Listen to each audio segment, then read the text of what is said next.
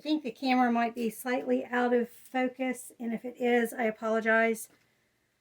It's zoomed in, and I couldn't get it to focus here, so I aimed for the edge here.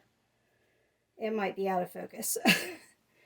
We're going to experiment with a new technique, and also I've used the color before, or the series before, but I can't remember what ended up happening, so I'm considering this the first experimentation. And what I'm talking about is the Amsterdam Iridescent series, or the Pearl series. Looks like this, and this particular one is Pearl Red. So you have to have a black or dark background in order to get these colors to work. And I can't remember what I did the first time, if I did a dark background or not. I don't think I did, but I'm not positive. It looks white. If you look in there, it looks white, but it will actually show up red on the black, especially once it dries. With it wet, I'm not sure it will as much, but once it dries, you'll definitely be able to see it, or I should say. And then the other part of it is the first time I've tried doing this pattern, copying Heather Smythe or Smythe. I'm not sure how she pronounces her last name. I don't know if she picked it up from somebody else. That's how it tends to work in the acrylic pouring field. We pick it up from each other, add to it, modify it, all that kind of stuff. Experiment a little bit more, all of that. Because not all of us have the same brands in the respective countries, or it might be more humid in one area and more dry in another, which will affect the paints. So, yeah. I'm not sure where she got it from, unless she came up with it on her own. But basically, it's a twist on the Nautilus pour. But we're going to do a series of dots, and then we're going to create our lines, and then spin it out. And hopefully you'll see what I mean as I'm doing it. I'm just going to concentrate on doing it. I'm not going to talk too much. So let's go ahead and get going.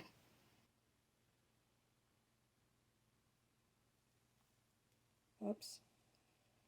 I'm already messing up.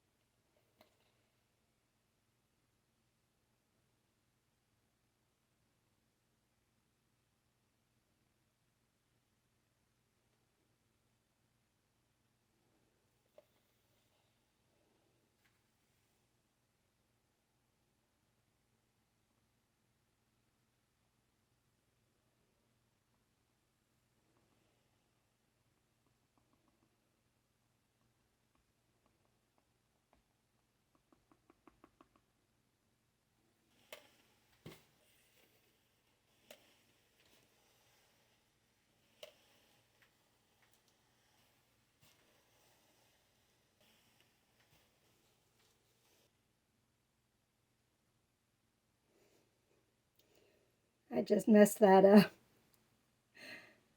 Hopefully it doesn't look too bad on the finished results. Otherwise, there's a big black spot right there.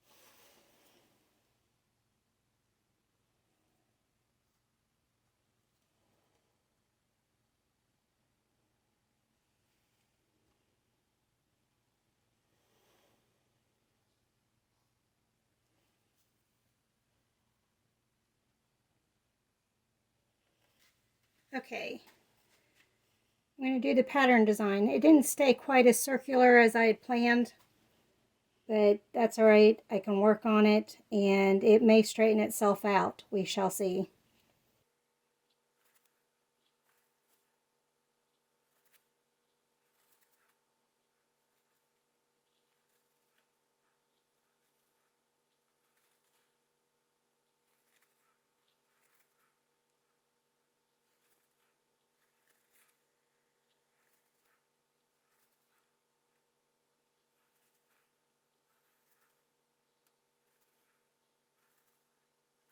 And as I think about it, I've actually seen Fiona do something similar to this, but I think she usually does a reverse dip with it.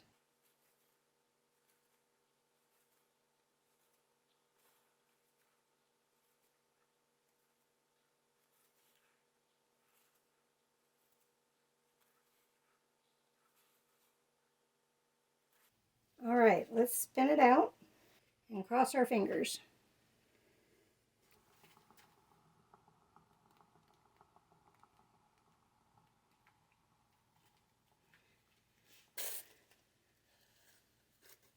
Let's spin it a little harder.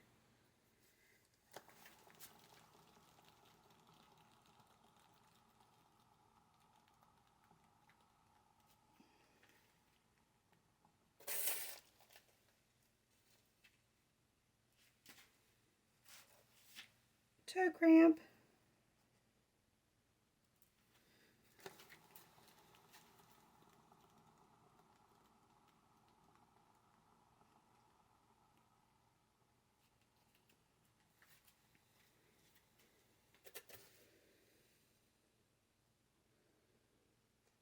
Well, I can see the red already.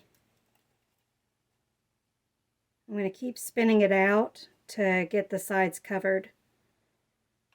Well, I didn't want to ruin the design, so let me try to help it along a little here.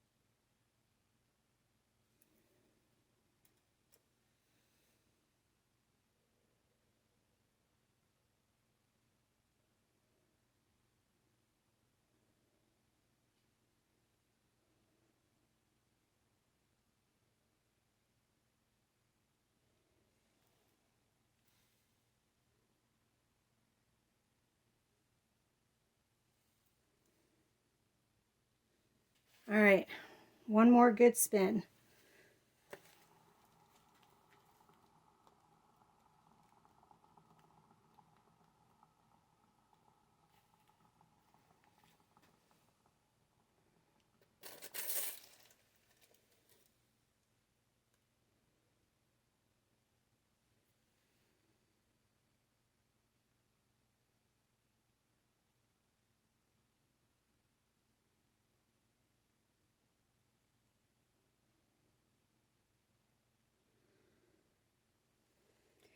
I can already see the red shine to it, so I can't wait to see it dried. I think that's going to be really pretty. I'm going to scrape the edges and, oh, I forgot, I need a torch. I purposely didn't do it before spinning because I didn't want any big cells.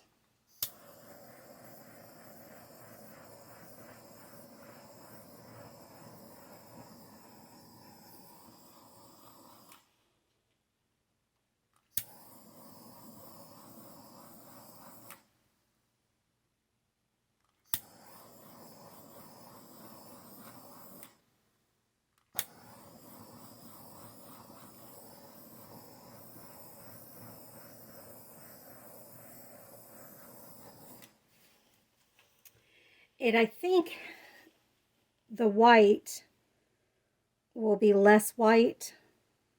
I'm not positive. So we will also find that out when it dries. But let me scrape the bottom and then I'll bring you guys in for a closer look. All right there you can see the red on the corner, on the edge. So I think it'll be really pretty when it dries, and you can kind of see, especially where the lines are close together, the red.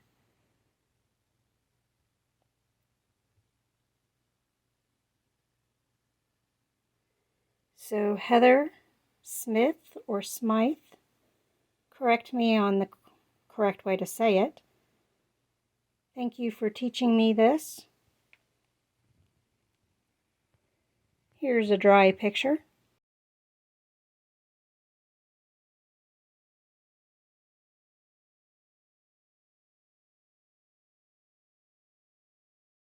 Thank you all for joining me on this one. I'll see you on the next one. Bye.